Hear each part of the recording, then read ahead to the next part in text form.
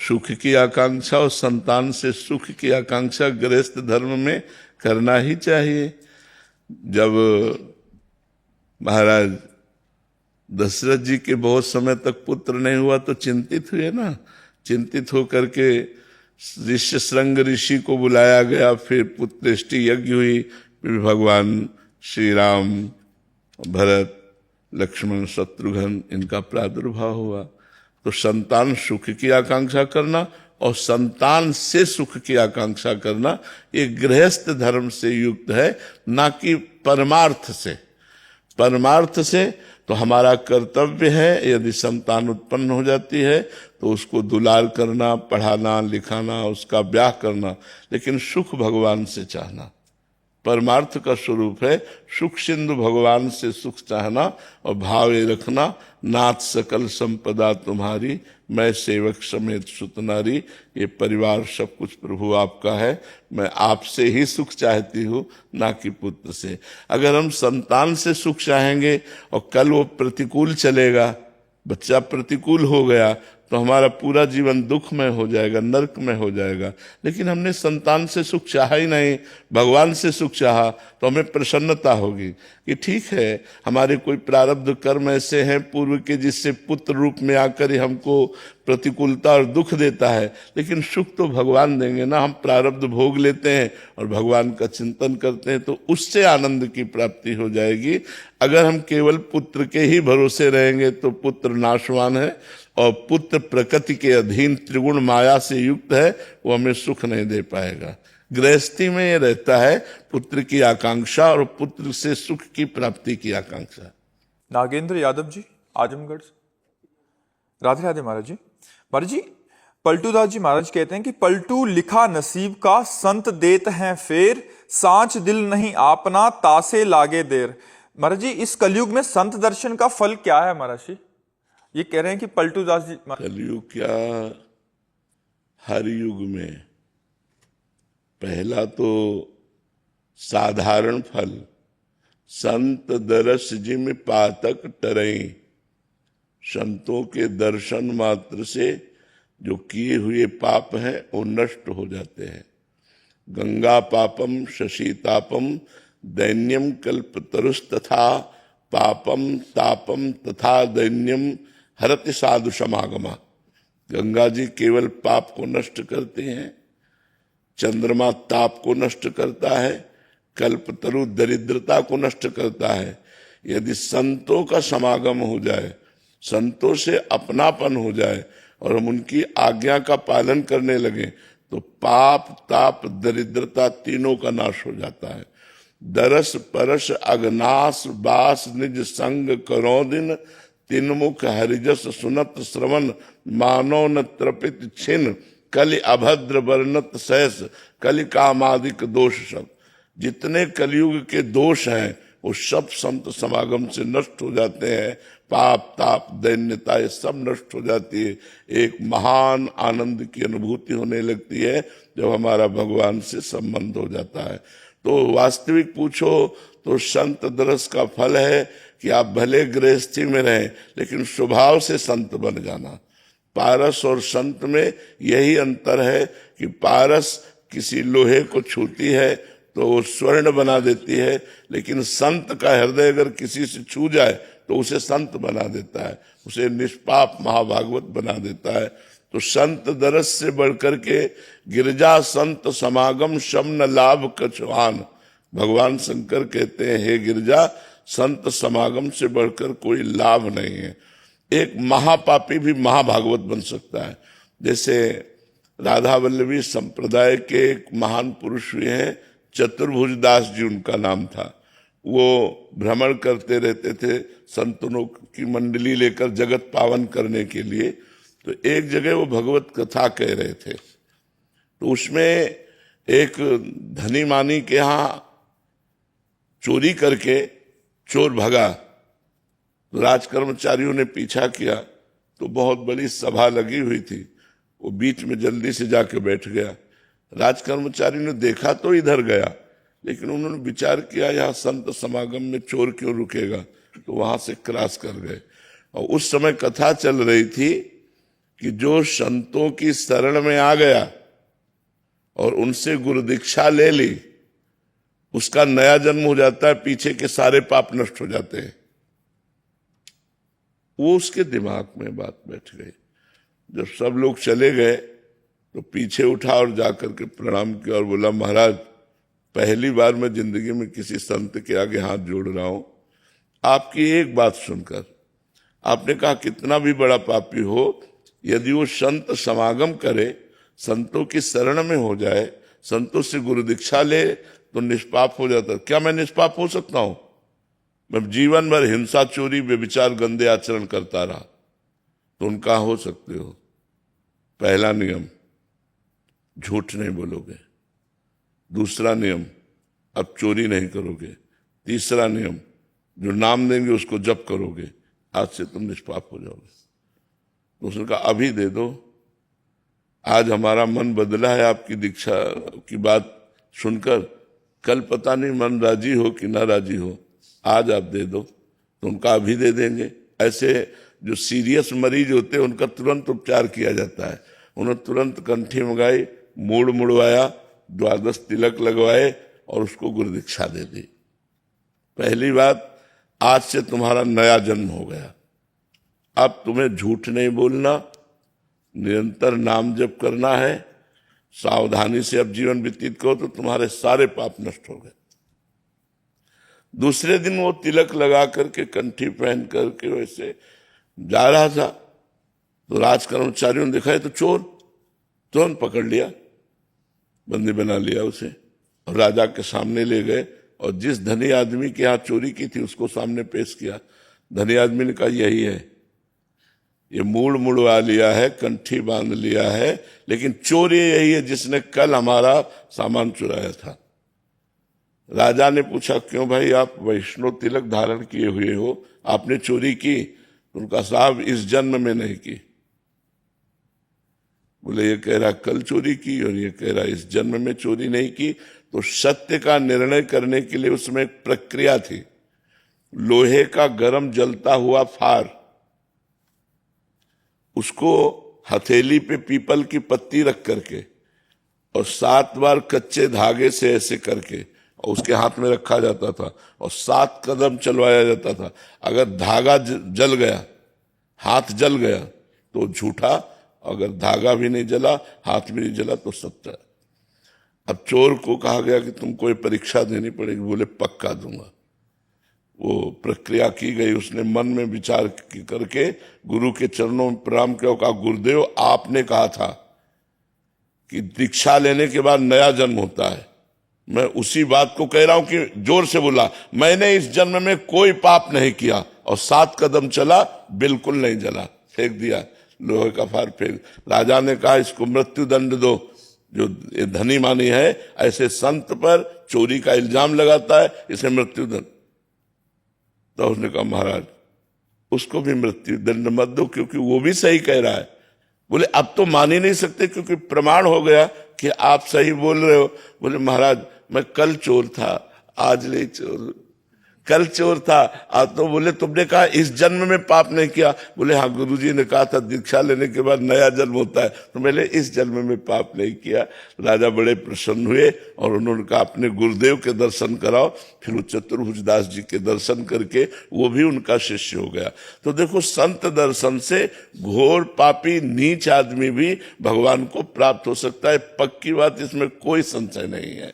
संत दर्शन से संत स्वयं बन जाए तो सच्चा संत दर्शन माना जाता है। हमारे गंदे आचरण छूट जाए, हमारी गंदी भावनाएं सुधर जाए, हमारा नाम जब चलने लगे, हमें संसार के भोगों की चाह न रह जाए, यही संतों के दर्शन का फल है। किसका प्रश्न था, आप समझ पाए प्रभु?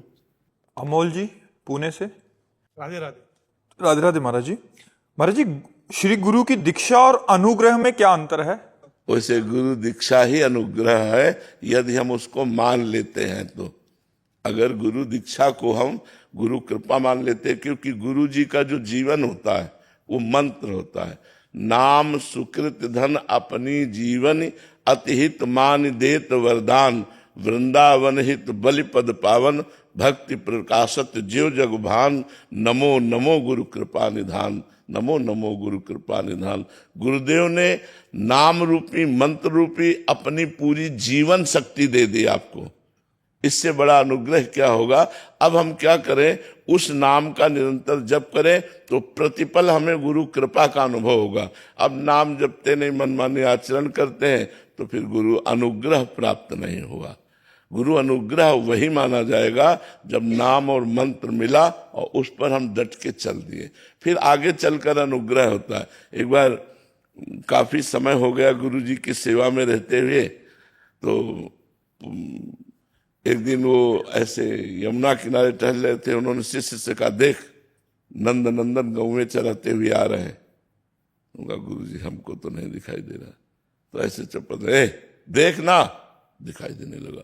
तो जब गुरु सेवा और गुरु भजन और गुरु में समर्पण, तो दिव्य लीलाओं का दर्शन गुरुदेव कृपा करते हैं जब तन मन प्राण गुरुदेव के चरणों में समर्पण हो जाते हैं। कृपा तो उसी दिन से शुरू हो गई जिस दिन से उन्होंने नाम मंत्र दिया। पर जब तक हम नाम मंत्र नहीं जप करेंगे तब तक कृपा का अनुभव, कृपा का साक्षात स्वरूप है भगवान का साक्षात्कार हो जाना। जैसे हम एक उदाहरण में बताते हैं, एक बहुत बड़ी संत हुई है करमेती बाई जी। उनके पिता व्यासदेव जी थे। वो भगवान की कथा कहा करते थे। करमेती बाई बचपन से भगवान की कथा सुनती रहती थी। एक दिन एक चोर, जिसके माता पिता ने शिक्षा दी थी कभी कथा न सुनना, और वो वहीं से गुजर रहा था, तो वो वर्णन कर रहे थे, आज भगवान श्री कृष्ण को यशोदा मैया ने सोने का हार पहनाया। सोने का हार? वो तो चोर था। सुनते ही कदम रुक गए। मैया ने फिर सोने की बाजूबंद पहनाई, फिर सोने का कंगन, फिर करधनी भी सोने की, आज लकुट भी सोने की दी, और लाला को गौएं चराने के लिए भेजा। आज क्योंकि भगवत लीला नित्य चलती है ना, तो उसे आज कह के ही कहा जाता है। वो तुरंत रुक गया, और जब सब कथा के भगत चले गए तो नजदीक गया और चाकू निकाली। कहा, इस धनी का नाम बताओ। देखो गुरु कृपा तुम्हें बता, समझ गए। बोले ये हटाओ तुम चाकू, तुम इस धनी को क्या करोगे? बोले लूटेंगे। बोले तुम्हारी सामर्थ्य नहीं है कि इसको लूट सको। ये बड़े बड़ों को लूट लेता है, इसको तुम क्या लूटोगे? बोले बताओ।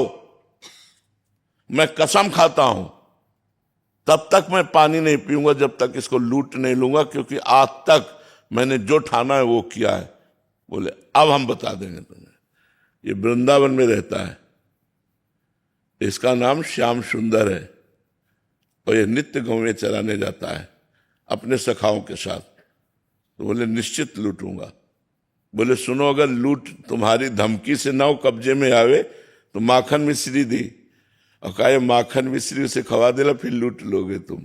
उन्होंने समझ लिया कि भगवान की इस जीव पर कृपा हो गई, क्योंकि इसने हट कर लिया कि पानी नहीं पीऊंगा जब तक लूट नहीं लूंगा।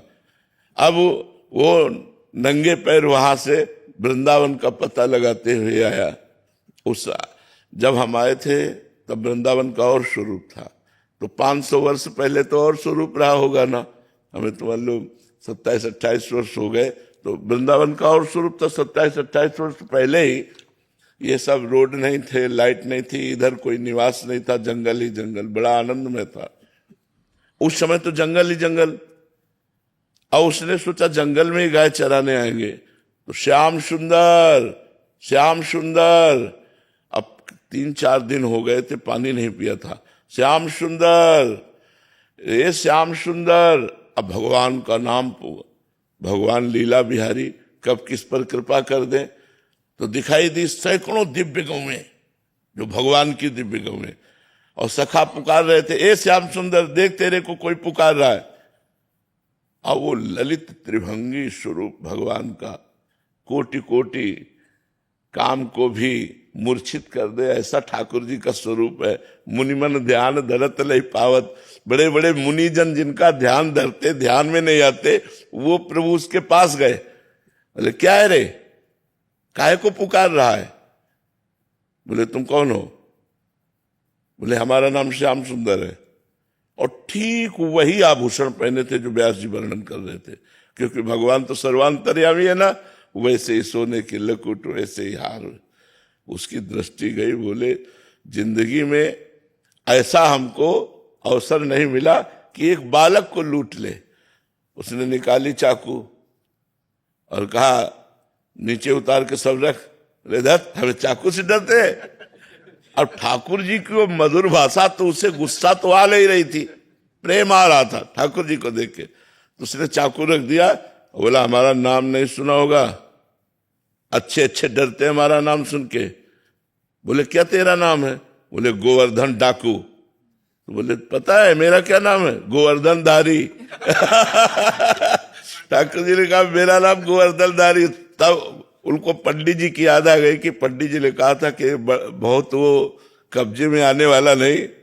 तो उसने कहा सुनो, ये अपने आभूषण दे दो, माखन मिश्री खा लो। भगवान ने उस जीव पर कृपा की। जे ही माखन मिश्री खाई और कहा तू भी पहले खा, क्योंकि तूने अभी तक पानी नहीं पिया। जे ही उसने भगवान का उच्छिष्ट, सारे पाप नष्ट हो गए, दिव्य ज्ञान प्रकट हो गया, और वृंदावन में रहकर ही भजन करके वो भगवान के धाम को गया। तो संत गुरु आज्ञा पर यदि हम अपना जीवन निछावर कर दे, तो देखो एक चोर को भगवत साक्षात्कार हो रहा है। एक चोर दृढ़ निश्चयी हो गया, तो जो बड़े बड़े मुनियों के ध्यान में आने वाले भगवान नहीं, उसके ध्यान में आ गए। तो हमें लगता है हम लोग दीक्षा तो ले लेते, लेकिन गुरु की बात नहीं मानते। गुरु तो बना लेते हैं, लेकिन गुरु की आज्ञा पे नहीं चलते। इसीलिए हमारे अंदर गुरु अनुग्रह प्रकाशित नहीं होता।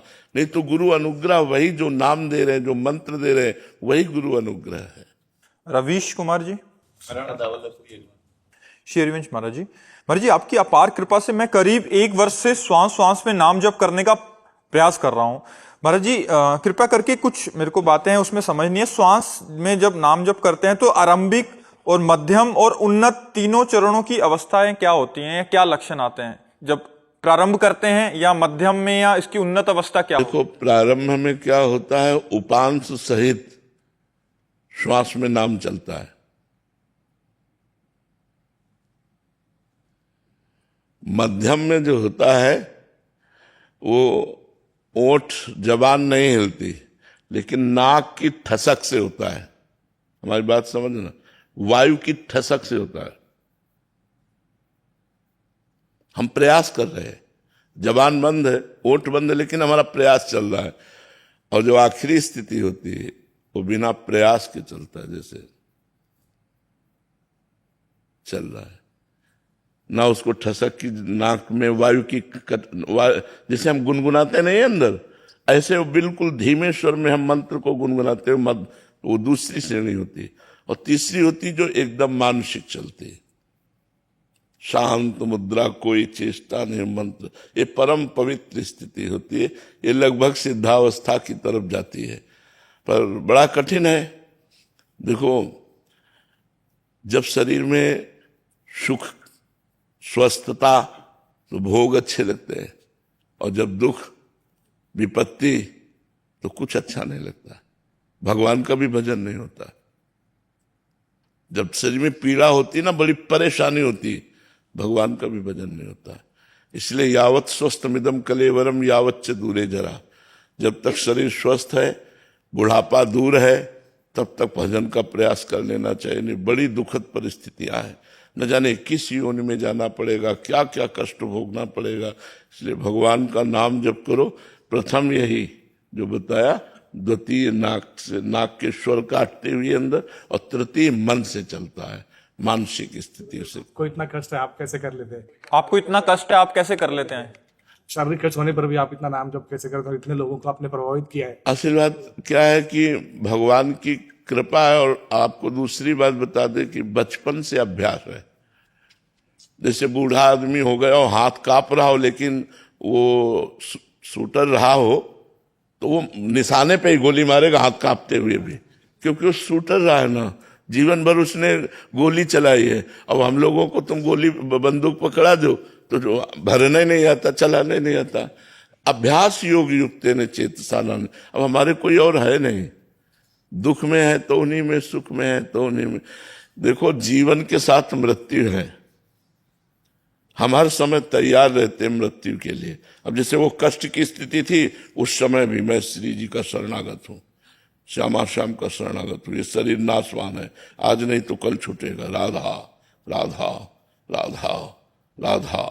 बस आपसे बता रहे, आप सब लोगों से इसलिए बता रहे कि अभ्यास करो और भगवान को अपना मानो, तो भारी दुखों में भी एक आनंद बना रहता है। और अगर भगवान से अपनापन नहीं तो दुखों से निपट पाना बहुत कठिन है। कार्तिक गुप्ता जी जौनपुर से। राधे राधे महाराज जी। महाराज जी, भक्ति मार्ग में प्रेम को ही सार कहा गया है। महाराज जी, शास्त्र ज्ञानी होना और सच्चा प्रेमी होना, दोनों में क्या अंतर है? शास्त्र ज्ञानी और सच्चे प्रेमी में एक जीरो है और एक अंक है, एक जीरो है और एक अंक है। अंक हटा दो, क्या बचा? क्या है? कुछ नहीं। तुम्हें बहुत शास्त्रों का ज्ञान है और तुम्हें भगवान से प्रेम नहीं हुआ, तुम्हारे हृदय में निरंतर भजन नहीं चला, तुम अपने ममता मोह अज्ञान को नहीं छोड़ पाए, तो जीरो है। और अगर एक अंक लग जाए और फिर जीरो रख दिया जाए तो 10 हो गया, फिर जीरो रख दिया जाए तो 100 हो गया। अगर भगवान से प्रेम और शास्त्र का ज्ञानी है, फिर तो क्या कहना है, फिर तो बहुत बढ़िया बात है। और अगर भगवान से प्रेम नहीं तो जोग कुजोग ज्ञान अज्ञानू,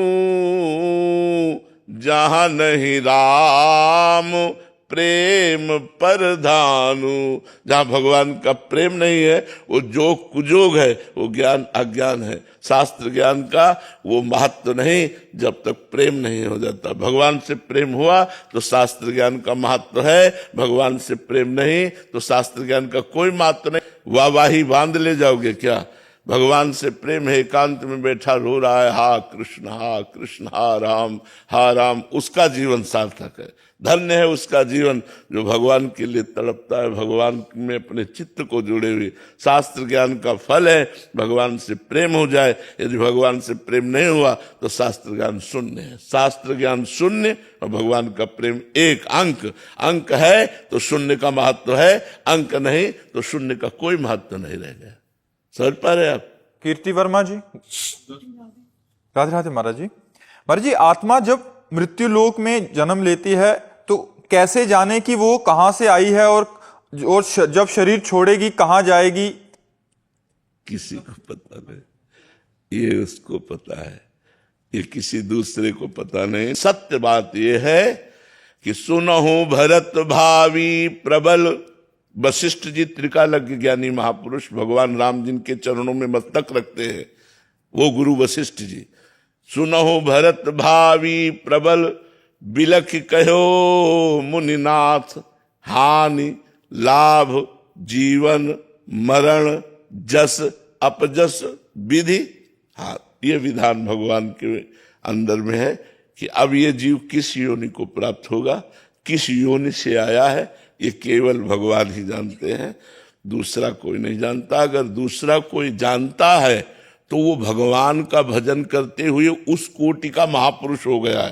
तो वो त्रिकाल, और जो उस कोटि का महापुरुष हो गया तो इस विषय में नहीं पहुंचता, वो भगवान की दिव्य रूप माधुरी लीला में जाता है। इस प्रपंच की बातें सोचने में थोड़ी पहुंचता है। हम अपने मन की बात जान करके तो दुखी ही होते हैं, और अगर हम सैकड़ों मनों की बात जान ले तो हम कितने परेशान हो। इसीलिए भगवान ने माया में एक शक्ति दी है, विस्मृति। वो भुलवाती रहती। जैसे थोड़ी देर याद करो, हम लोग गर्भ में थे माता के, श्वास लेने की भी जगह नहीं थी, नाभि के कनेक्शन से हमारे जीवन का पोषण हो रहा था और हम जिंदा थे। कितना हम कष्ट भोग रहे थे, मां के गर्भ में कितना कष्ट भोग रहे थे, लेकिन एक सेकंड का भी हमको पता नहीं। माया ने विस्मृति के गर्त में, इसी जन्म की बात है। मान लो कोई 45 वर्ष का तो 45 वर्ष पहले की बात है, कोई 20 वर्ष का है तो 20 वर्ष पहले की बात है। लेकिन एक सेकंड का भी हमको ज्ञान नहीं है कि मैं मां के गर्भ में कैसा दुख पा रहा था। ये भगवान की माया में एक विस्मृति शक्ति है जो सब विस्मरण करा देती है। अब जैसे पूछा जाए 3 दिन पहले आपने दोपहर में क्या पाया था, तो आपको सोचना पड़ेगा, नहीं सिर्फ 3 दिन की बात में सोचना पड़े, वो विस्मृति के गर्त में डालती रहती है। तो ऐसे ही हम जो पीछे किस योनि में थे, अब किस योनि में जाएंगे, ये सिद्ध पुरुष जानता है। जो भगवान को प्राप्त होकर भगवान के समान हो गया है, वो ये जानता है कि पीछे मैं इस योनि में था। जैसे भरत जी सिद्ध महापुरुष थे, वो जानते थे कि मैं पहले राजा भरत था, हम हिरण से प्रेम किया तो हिरण बन गया, अब उससे मुक्त होकर के मैं ब्रह्म स्वरूप में स्थित हो गया हूं। तो ये सिद्ध पुरुष जानते हैं, साधारण पुरुष नहीं जानते हैं कि आत्मा कहाँ से आई है, किस योनि में प्राप्त होगी, ये किसी को पता नहीं। हरिशंकर सिंह रजावत जी, राधे राधे महाराज जी। महाराज जी, आपके श्रीमुख से सुना था कि दिन में 2 से 4 घंटे का मौन व्रत धारण करना ही चाहिए साधक को, पर जब भी मैं मौन होने का प्रयत्न करता हूं तो ये मन बहुत बाचाल हो जाता है महाराज जी, चुप होने का नाम ही नहीं लेता। हाँ, इसीलिए तो हम कहते हैं मौन थोड़ा धारण करना चाहिए, क्योंकि मौन में ही तो पकड़ पाए कि मन बहुत चंचल हो रहा है। किसका प्रश्न है, पकड़ पाए ना। हाँ, अब उसी को पकड़ करके रोकना शुरू करो, बार बार नाम में मंत्र में लगाओ। वो भागने की कोशिश करेगा, बोलने की कोशिश करेगा, इशारे करेगा, तो ज्यादा ना समय दे पाओ तो 1 घंटा दो, 1 घंटा से धीरे धीरे धीरे। और वैसे सबको कोशिश करना चाहिए कि आवश्यक हो तो बोलिए, नहीं तो मौन रहिए। वाणी से बड़े अपराध बन जाते हैं, बेमतलब की प्रपंच की वार्ता में समय नष्ट कर रहे हो। सच्ची हम आपसे कहते हैं, चतुरों की चतुरता इसी बात में है कि इस जीवन को सार्थक कर ले, नहीं पता नहीं कब शरीर छूट जाए। जीवन के साथ मृत्यु पैदा होती है, कब मार दे। अच्छा, मर जाना तो सबको है, लेकिन अगला प्रोग्राम जो हमारा होगा वो बड़ा कठिन होगा। पता नहीं किस योनि में भेजा जाए, सुअर बना दिया जाए, कुत्ता बना दिया जाए, नाली का कीड़ा बना दिया जाए, पशु पंछी बना दिया जाए, क्या बना दिया जाए। कर्मों का संयोग है, फिर हम क्या कर पाएंगे, फिर हम भजन थोड़ी कर पाएंगे, फिर हमसे कुछ नहीं होने वाला, फिर तो केवल प्रारब्ध भोग भोगना होता। जीवों की बड़ी दुर्दशा है, बड़ी दुर्दशा है। एक पशु है, वो दूध, उसका बछड़ा मर गया, उसका अब वो दूध देने में परेशानी, अब लाठी खा रहा है, इंजेक्शन लगाया जाए, मतलब क्या क्या। देखो लोग मांस खाते हैं पशुओं का, कैसी दुर्दशा से मांस खाते हैं। जिंदा जला देते हैं, उनको ज्यादा स्वाद आता है। जिंदा ऐसे पैर बांध दिए, नीचे से आग, ये सब हम ही लोग हैं। कर्म बिगड़ जाएंगे तो ऐसे जिंदा वो भी जलाए जाएंगे। तो सबसे बड़ी बुद्धिमानी यह है कि हम भगवान का अधिक से अधिक नाम जप करें। इसीलिए हम कहते हैं कि कम बोलो, कम बोल के काम चलाओ। राधा राधा, मान लो आपका मन नहीं लग रहा तो हमने 2 बार राधा बोला, तो हमारे रजिस्टर में लिखा तो जाएगा कि 2 बार इसने राधा बोला, 2 बार भगवान का नाम लिया, ये तो लिखा जाए। तो इतने गंदे आचरणों में, प्रपंच में 2 बार भगवान का नाम लिखा गया तो हमारा हिसाब अच्छा आएगा, क्योंकि भगवान के नाम की महिमा अपार है। इसलिए हमें चाहिए सबको कि थोड़ा समय ऐसा निकालो जागृत का। 5-6 घंटा तो समय मौन रहते हैं, जब नींद में सोते हैं तो कौन बात करता है।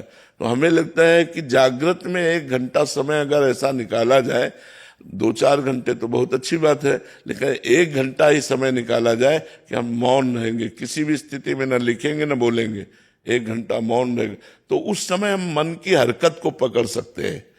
कहाँ जा रहा है, मतलब कितना गंदा है, कितना प्रपंच कर, और उसी में राधा राधा राधा वल्लभ श्री हरिवंश, राधा वल्लभ श्री हरिवंश।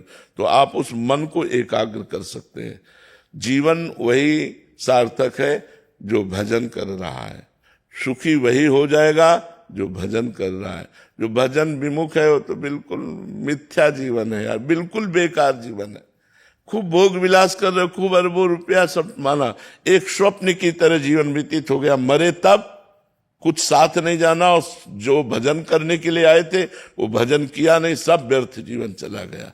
मरा हुआ मनुष्य है जो भोगों में रत है, जीवित वही है जो भगवान का भजन कर रहा है। गोस्वामी जी, तुलसीदास जी महाराज कह रहे, जिन हरि भगति हृदय नहीं आनी, जीवित सब समान ते प्राणी। जिसके हृदय में भगवान की भक्ति नहीं आई वो मुर्दे के समान है।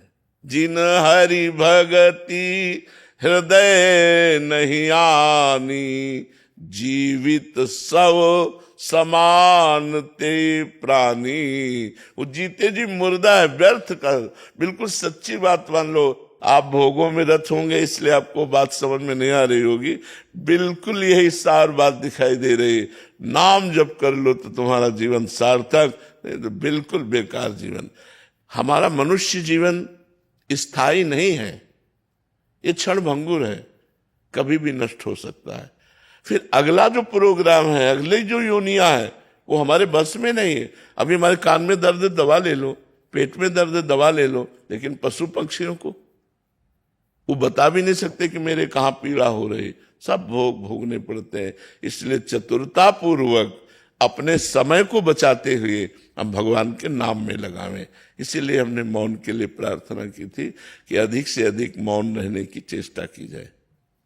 यशस्वी जी, श्री हरिवंश महाराज जी, महाराज जी आपने एक एकांतिक वार्तालाप में बताया था कि बिरला ही कोई ऐसा दिन होता है जब गुरुदेव भगवान सपने में नहीं आते। तो महाराज जी ऐसा स्थिति कैसे आती है कि हमारे गुरुदेव हमारे सपने में? जब उनके सिवा कोई हो ना तो क्या है, उनके सिवा कोई हो ना अपना, तो फिर और किससे कौन आएगा स्वप्न में? पहले ये नियम लो कि गुरुदेव जैसा हमारा प्यारा कोई नहीं है, गुरुदेव के सिवा हमारा कोई नहीं है, हमारी कोई ठौर नहीं और नहीं, तो बात बन जाएगी कि मेरी आंखें अंधी हो जाएं जो स्वप्न में भी, जागृत की तो बात जाने दो, स्वप्न में भी मैं किसी और को देखूं। अगर आपके प्यार के सिवा मेरे दिल में किसी और का प्यार हो तो मेरा आखिरी दिन हो, उसी दिन मैं मर जाऊं जिस दिन आपके सिवा किसी और को स्वीकार करूं। बस इतनी बात हृदय में समेट लो कि और नहीं और ठौर नहीं, आपके सिवा कोई और नहीं, ठौर नहीं, तो फिर अपने आप कृपा होने लगती। फिर आएगा कौन? जागृत स्वप्न सुसुप्ति स्फुरत में राधा पदाब्ज छटा, वैकुंठे नरके थवा मम गतिर नान्यास्तु राधाम बिना। जब ये बात आ जाएगी ना तो जागते सोते उठते बैठते राधा राधा, तो वही गुरु राधा है, राधा ही गुरु है, कोई दूसरा थोड़ी। वही परब्रह्म गुरु है, गुरु ही परब्रह्म है। करीना पंचाल जी गुजरात से। श्री हरिवंश महाराज जी। श्री हरिवंश महाराज जी, महाराज जी क्या जब सारे आचरण इष्ट के अनुकूल होंगे तभी हम सच्चे शरणागत कहलाएंगे? आचरण अनुकूल तो होना ही चाहिए, लेकिन आचरण अनुकूल ना हो भी और हृदय पूरा समर्पित हो तो सच्चे शरणागत कहलाएंगे। आचरण हो सकते हैं हमारे पूरे अनुकूल ना हो, जैसे हम प्रमाणित बात कह रहे हैं, जे ही अघ बधेऊ, बहुत ध्यान से सुनना तो आप इसका रहस्य समझ पाएंगे। जे ही अघ बधेऊ व्याध जिमि बाली, सोई सुकंठ पुनि कीन कुचाली। जिस अपराध के कारण भगवान ने व्याध की तरह बाली का वध किया, वही गलती सुग्रीव से हुई, सुग्रीव से भी वही गलती हुई। पर सपने हो राम नतिन तन हेरी, भगवान ने स्वप्न में भी उसे दोष नहीं वाला। क्यों? क्योंकि शरणागत हृदय समर्पित। अगर हमसे कोई छोटी मोटी गलती हो जाती, कोई अपराध बन जाता है, कोई हमसे भोग विलासिता बन जाती है, हम हृदय से भगवान को समर्पित हैं, तो भगवान कृपा करते हैं, जानते हैं कि मेरी प्रबल माया की वशीभूत होकर इससे त्रुटि हो गई, उसे आगे बढ़ाते हैं।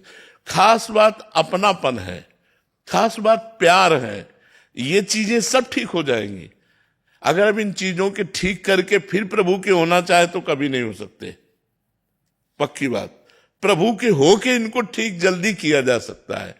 बिगड़ी जन्म अनेक की अब ही सुधरे आज, होई राम को नाम जप तुलसी तज कुष्मान। अनेक जन्मों की बिगड़ी आज सुधर जाए यदि आज आप भगवान को अपना मान लो कि नाथ मैं आपका हूं, आपके सिवा कोई नहीं प्रभु, और मेरे में कोई ऐसे सद्गुण नहीं कि मैं दावा कर सकूं कि मेरा आप कल्याण कर दीजिए।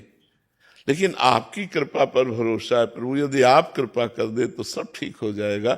और प्रभु के चरणों का आश्रय लेकर नाम जप करो तो सब अनुकूल आचरण धीरे धीरे हो जाएंगे।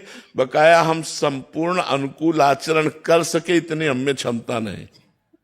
आप लोग देख लीजिए, हम कोशिश करते हैं कि सुधरे तो उसी से मन 10 गलतियां और करवा देता है।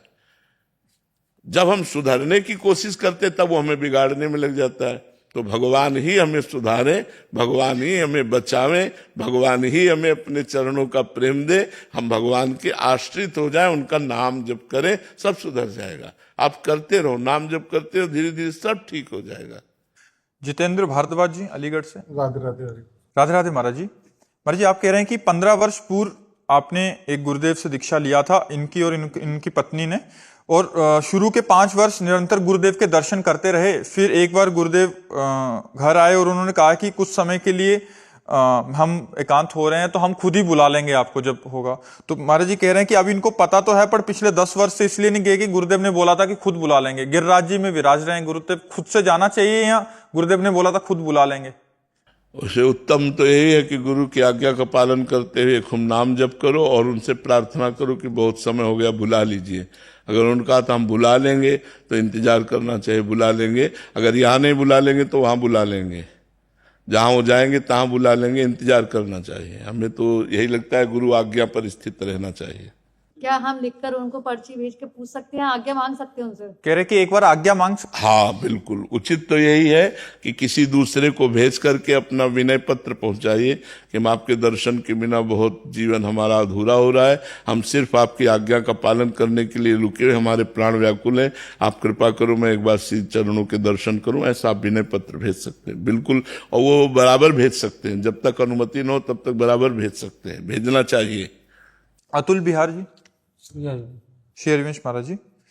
महाराज जी, श्री जी का साक्षात्कार या वृंदावन का प्रेम रस वृंदावन या ब्रज के बाहर प्राप्त नहीं किया जा सकता? क्यों नहीं प्राप्त किया? भाई जी हनुमान प्रसाद जी तो गोरखपुर में प्राप्त कर लिए, गीता वाटिका में राधा बाबा। बहुत से ऐसे देश विदेश के प्रेमी भक्त हैं जो भगवान और वृंदावन का प्रेम वहीं से बैठे ही प्राप्त कर लिए। भजन में बड़ी ताकत है, भजन करो जहां भी हो वहीं से प्राप्त हो जाएगा। ब्रज के बाहर पाने के लिए क्या करना होगा? नाम जप, नाम में सब कुछ विराजमान है। नाम जप करो, वहीं वृंदावन प्रकट हो जाएगा, वहीं प्रिया प्रीतम प्रकट हो जाएंगे, जहां भी आप हो। खूब नाम जप करो। कृपा करिए महाराज जी। अब आप बताओ हम क्या कृपा करें? बर्फी होती तो 100-200 ग्राम ला के दे सकते थे।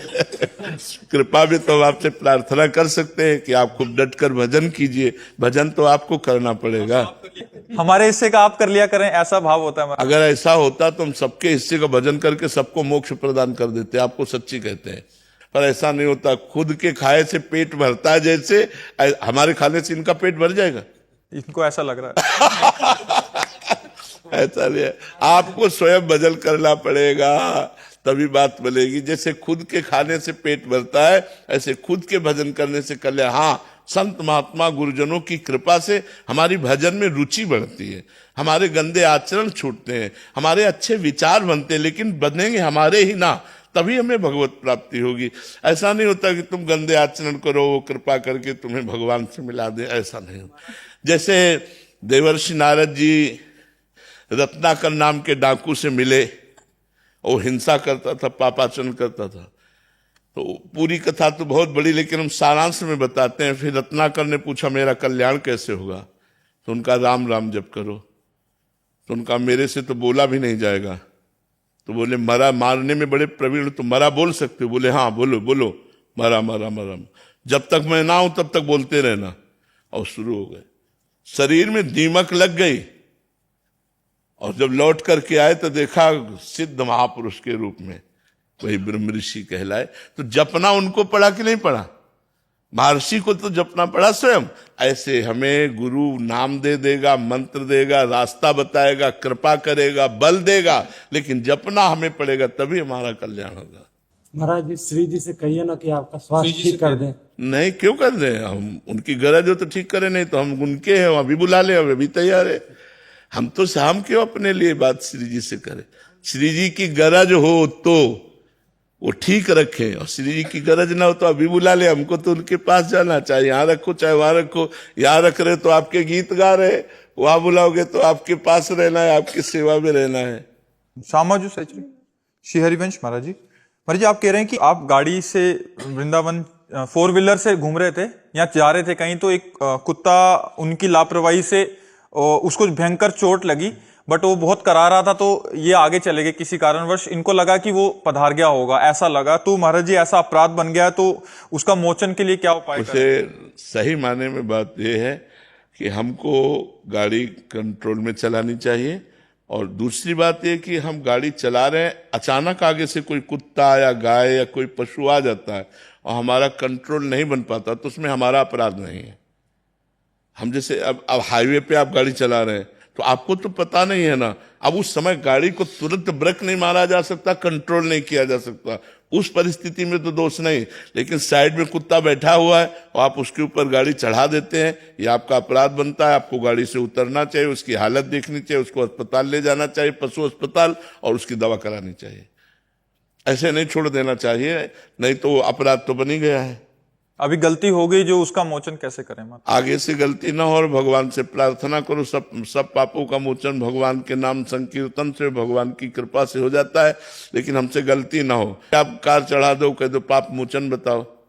आप समझो तुम्हारी आंखें हैं, तुम्हें सावधानी पूर्वक चलाना चाहिए। अगर ऐसी घटना घट जाती तो आप उतरिए, आप दयावान बनिए, उसका कोई नहीं है, उसको आप देखिए कि क्या उसकी हालत, उसका पैर टूट गया, उसका क्या पता लगाइए, यहाँ कोई पशु अस्पताल है क्या, आप उसको ले जाइए, तो आपका कर्तव्य बनता है, क्योंकि आपने उसका अंग भंग किया है। तो कम से कम वो जैसा हालत में हो, ऐसी परिस्थिति में औषधि आदि के द्वारा उसको, लोग ऐसा पशुओं के प्रति नहीं देखते, तो फिर तुम्हारे प्रति कौन देखेगा जब तुम्हारा एक्सीडेंट होगा? परिणाम तो आएगा ना, बस अपना स्वरूप लेकर के आएगा ना, और वो स्वभाव बन करके आएगा। 100 का स्वभाव मिलता है, अगर 1 रुपया दोगे तो 100 रुपया मिलेगा, और 1 चोरी करोगे तो 100 तुम्हारे जाएंगे। तो 1 पाप बना तो 100 बन करके वो आएगा, तो फिर तुम्हारी टांग टूटेगी कहीं ना कहीं, तो फिर, और उस समय कोई तुम्हें अस्पताल नहीं ले जाएगा, ऐसी जगह टूटेगी। मान लो आप आराम से फुटपाथ में जा रहे हो, मारा धक्का, आपकी टांग टूट गई, अब आप कराओ, आप वैसे ही कष्ट भोगो, फिर जब कष्ट का निवारण हो जाएगा जितने घंटे में, फिर आप वहां अस्पताल पहुंच पाओगे।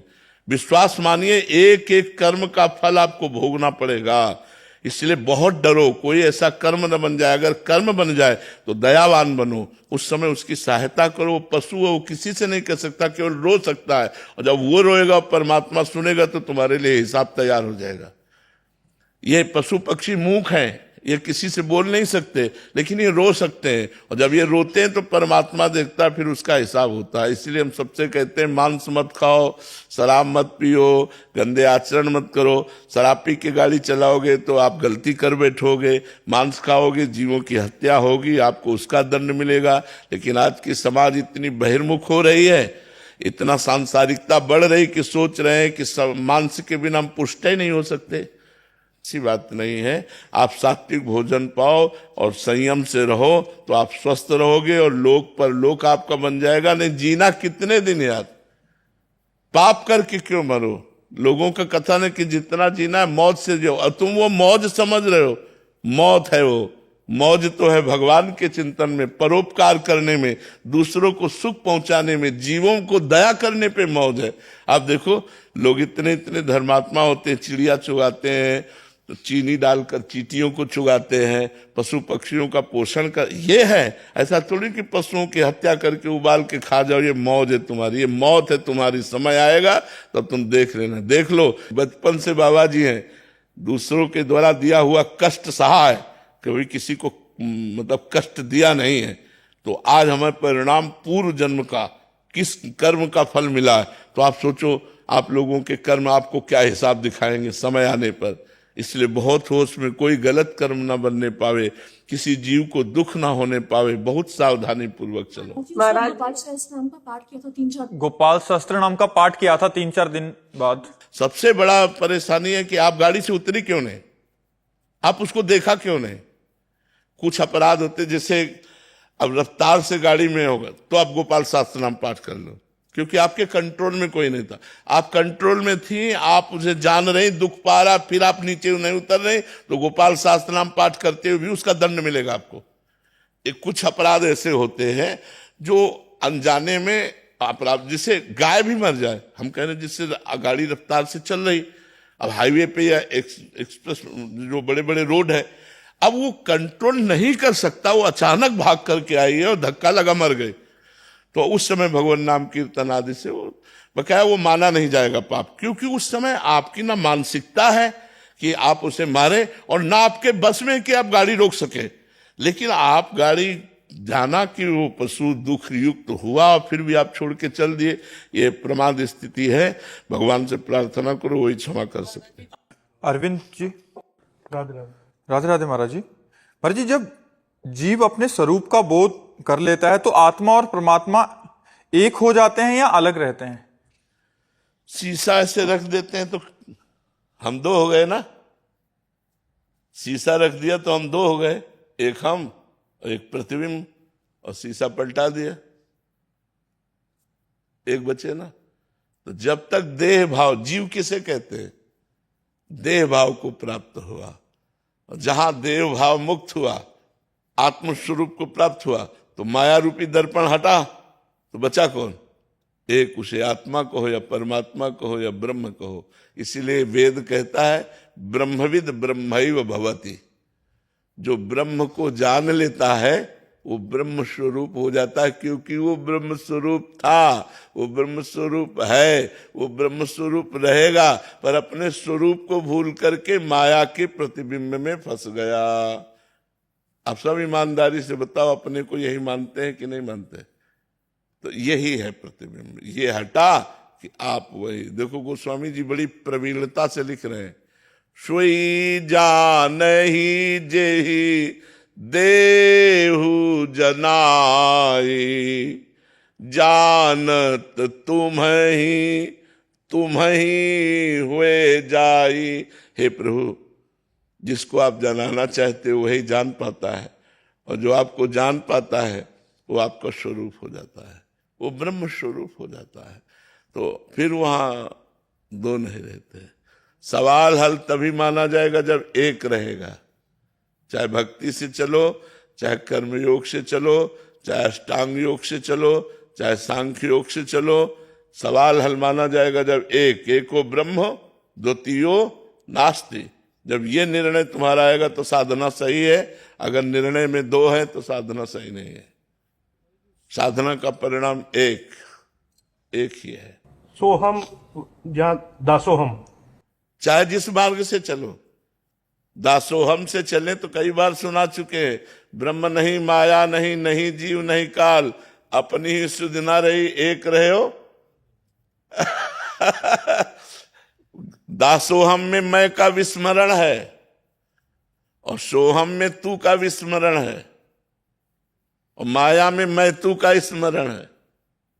मैं तू, मैं और मोर तोर तय माया, और मैं शुद्ध मैं ब्रह्म, और मैं का विस्मरण शुद्ध केवल तू ही तू, जित देखता हो उस समय तू ही तू, तो यहां भी तू ही तू, बचा एक। मैं तू नहीं, जब तक मैं तू तब तक माया। भक्ति प्रारंभ होती है तो भेद से होती है, स्थिति जब होती है तो अभेद होती है। ज्ञान अभेद से ही प्रारंभ होता है, अभेद में स्थित होता है, और भक्ति भेद से प्रारंभ होती है, अभेद में स्थित हो जाती है। बस समझ में आ रही?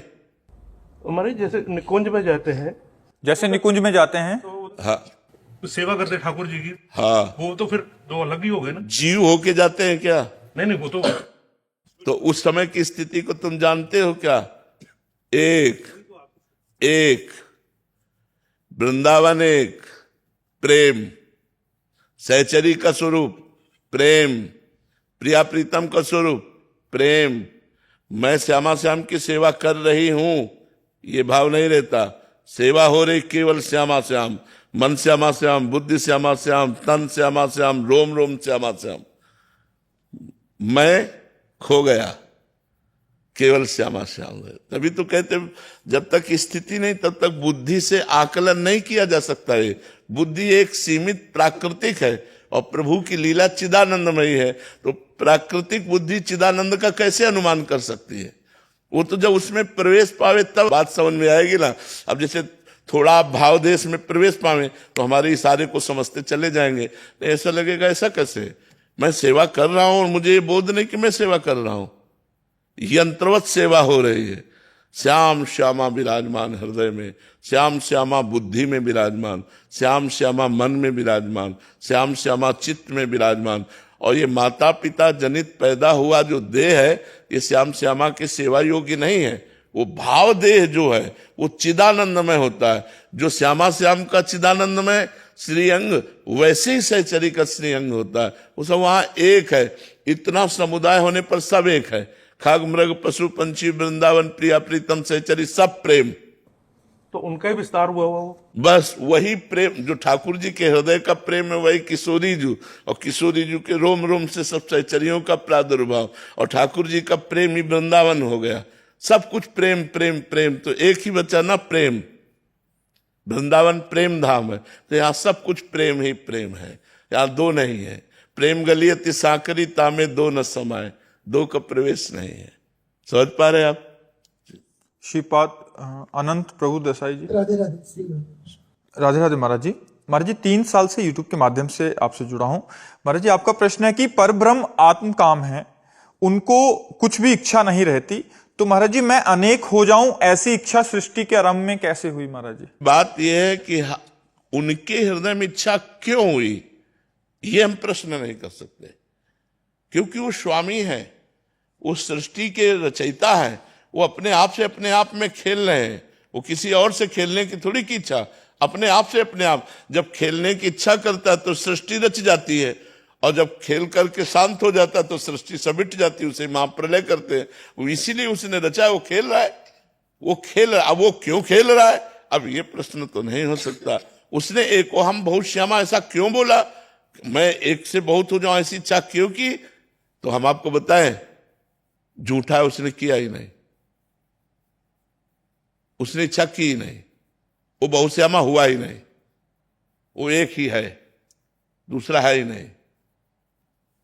आप हमारी बात को समझ पा रहे हो जहां से हम बोल रहे? कैसे? जैसे स्वप्न में आप अनेक थे, आपका मन ही बाजार बना हुआ था, आपका मन ही शत्रु बना हुआ था, आपका मन ही मित्र बना हुआ था, आपका ही मन दुख बना हुआ था, आपका मन ही सुख बना हुआ था। लेकिन जब आप जगे तो क्या था? आपके सिवा कुछ था क्या? बस आपके सिवा कुछ है क्या? ये सब माया का था। उमा कहूं मैं अनुभव अपना, सत हरि भजन जगत सब सपना। ये जो बहुत तुम देख रहे हो ये स्वप्न है।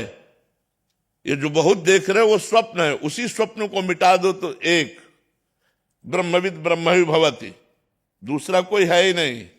अगर दूसरा दिखाई दे रहा है तो स्वप्न है। जागृत अवस्था में आओगे तो वासुदेवा सर्वमिति, सर्वमिति ये माया है, केवल वासुदेव। सर्वम खलमिदम ब्रह्म, सर्वम ये माया है, खलमिदम ब्रह्म वो केवल एक है। वो एक ही अनेक रूपों में भास रहा है। जैसे सूर्य एक है और 1 करोड़ घड़े रखे हैं, तो 1 करोड़ घड़े में 1 करोड़ सूर्य भास रहा है, ना कि सूर्य 1 करोड़ हो गया। घड़े फोड़ देने पर सूर्य पर कोई फर्क नहीं पड़ता। वो एक ही है। सत्य बोध होने पर ऐसा अनुभव में आएगा। जब तक ऐसा अनुभव में नहीं आएगा तब तक प्रश्न उठ जाएगा। और वो नहीं है, ये है, वो नहीं है, वो ये है जो तुम हो। तुमने ही अपनी इच्छा की इच्छा मिटा दो तो तुम वही हो, तुम दूसरे थोड़ी हो। तत्त्वमसि, तत् जिसे तुम वो कह रहे हो, त्वम असि, तुम ही हो। ये बात जब तक भजन नहीं करोगे, साधना नहीं करोगे, तो क्यों का अंत हो सकता है क्या? हमें क्यों का अंत नहीं होता है। इसलिए आप सुलझ करके समझिए, वो परमात्मा ही जब खेलना चाहता है, ये मायामय शब्द है, क्योंकि माया से युक्त होकर ही खेल होता है। जब वो खेलना चाहता है तो अपनी योग शक्ति से विस्तार कर लेता है। जड़ चैतन्य अनंत ब्रह्मांड वो सब बन जाता है। और जब वो शांत शयन करना चाहता है तो सबको समेट लेता है। ये भी मायामय उत्तर है, लेकिन माया मुक्त उत्तर ये है कि ऐसा कभी हुआ ही नहीं। अब हम जो शब्द बोलेंगे वो सबकी समझ में, ये सृष्टि कभी हुई ही नहीं। योग वासिष्ठ, ये सृष्टि कभी हुई नहीं, ये तुम्हें भास रही है। क्यों? क्योंकि अज्ञान से युक्त हो, और ज्ञान से युक्त हो जाओ तो केवल ब्रह्म, दूसरा है ही नहीं। एको ब्रह्म द्वितीयो नास्ति, यह है शास्त्रीय उत्तर। बस अंतर न पड़े भगवान के चिंतन में, यही सबसे बड़ी सावधानी है कि शरीर से तो हम विविध प्रकार की भागवतिक चेष्टाएं करते ही हैं क्योंकि संत वेश में है। अंतर से हमारा भगवान का चिंतन जुड़ता रहे, अंतर से चिंतन जुड़ा रहेगा तो आनंद बना रहेगा। शरीर कितने कष्ट में भी रहे उसमें फर्क नहीं पड़ेगा। अगर अंदर से भगवान से जुड़ा नहीं रहेगा तो ये क्रियाएं आज नहीं तो कल शांत हो जाएंगी, फिर हम परेशान हो जाएंगे। तो शरीर से भागवतिक क्रियाएं करते हुए सबको चाहिए अंतर से भगवान का चिंतन करे, भगवान का नाम सुमिरन करता रहे। देखो, बाहरी क्रियाओं से शरीर पवित्र होता है। जो माता पिता के द्वारा प्रकट किया हुआ शरीर है, ये तीर्थ यात्रा या संत समागम इनके द्वारा ये पवित्र होता है, श्रवणेन्द्रिय आदि सब। लेकिन मन पवित्र होता है सुमिरन से। अगर मन, देखो, मन अगर पवित्र ना हुआ तो इन सब क्रियाओं का फल जो होता है वो लोक होगा, जनलोक, तपलोक, महालोक, सत्यलोक, स्वर्गलोक आदि। लेकिन अंतर से जब मन जुड़ता, सा वही मन कृष्ण पदार विंदयो, तो हमें भगवत प्राप्ति हो जाती है। हमको ये सब क्रियाएं भगवान से मिला दें, यही सबसे बड़ा फल मिलेगा। इसीलिए सबसे प्रार्थना है खूब नाम जप करो, जो नाम प्रिय हो। भगवान के सब नामों में समान सामर्थ्य विराजमान है, खूब नाम जप करो। राधा नाम और राम नाम एक ही है ना? राधा नाम और राम नाम एक ही है क्या? हमारे भगवान के अनंत नाम है, अनंत नाम है। जो नाम प्रिय हो, इसीलिए हम कह रहे हैं जो नाम प्रिय हो वो नाम खूब जपो। राम राम राम कर सकते हैं? खूब जपो, खूब जपो, खूब आनंद लूटो। अब हमसे पूछो तो हमारी छाती में राधा राधा राधा राधा राधा। जो राम में है ना, वो राधा में भी तो है ना। जो रा है वो तारक मंत्र है, तारक मंत्र। तो वो विराजमान भगवान के हर। अच्छा, एक शब्द और है, आ, हर अक्षर में विराजमान है। आ ब्रह्म है, जैसे का, खा, गा, घा, तो सब में आ विराजमान है, हर अक्षर में ब्रह्म विराजमान है। तो भगवान का नाम किसी न किसी अक्षर से तो होगा। तो हम भगवान का नाम जब चिंतन करते हैं तो हम ब्रह्म चिंतन करते हैं, उसी से हमारा मंगल हो जाता है। राधे नाम के हीरे मोती मैं बिखराऊं गली गली, बोलो राधे बजमन राधे, बोलो राधे। राधे नाम के हीरे मोती मैं बिखराऊं गली गली, ले लो रे कोई राधे प्यारो, चोर मचाओ गली गली, बोलो राधे, बोलो राधे, बोलो राधे राधे, बोलो राधे बजमन राधे, बोलो राधे। महाराज जी, हमारा समाज ना वो लगातार जातियों में बंटने का एक ये होता है। हाँ, तो एक आपकी तरफ से महाराज जी इस तरह का संदेश चला जाए कि हम सब लोग जातियों में ना बंट करके धर्म के प्रति। वैसे उत्तम बात तो यही है कि ये जो जाति धर्म का एक एक पक्ष लिया जा रहा है, ये उत्तम बात नहीं है। इससे क्या होगा कि हम कमजोर हो जाएंगे, इससे हम कमजोर हो जाएंगे। अच्छा ये बताओ, पंचभूत हमारे सबके एक है, आत्मा एक है, हमका स्वामी सबका एक है। ये बांटना क्या यार? ये बांटना तो अज्ञान की धरा है कि एक अपने को छोटे छोटे उसमें हिस्से में बांट लिया। तो हमारी प्रार्थना सबसे है कि जाति पक्ष में मत बटिए। हम भारत को एक बहुत उत्तम सुख वाला देश, धर्म वाला देश, मजबूत देश बनाएं, जिससे हमारे देश पर ऐसी भगवान की कृपा बरसती रहे कि यहाँ विलासिता, पापाचरण और व्यसन ये पूरा शांत हो जाए। हमें चाहते हैं जो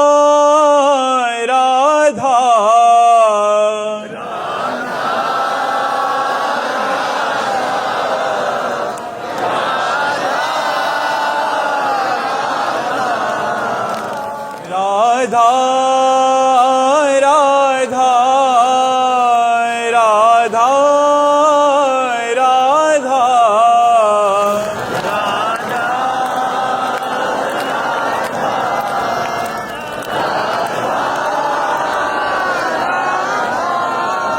राधा राधा राधा राधा राधा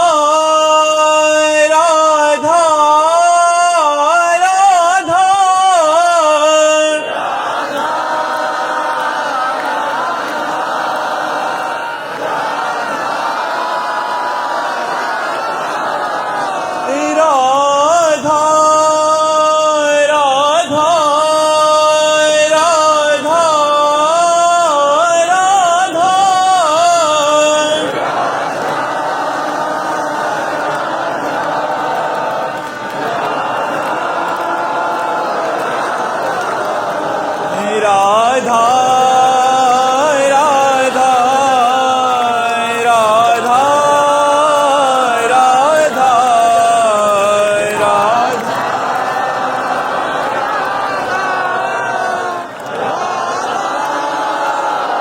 श्री राधा वल्लभ लाल की समस्त संत हरि भक्तन की श्री वृंदावन धाम की सद्गुरुदेव भगवान की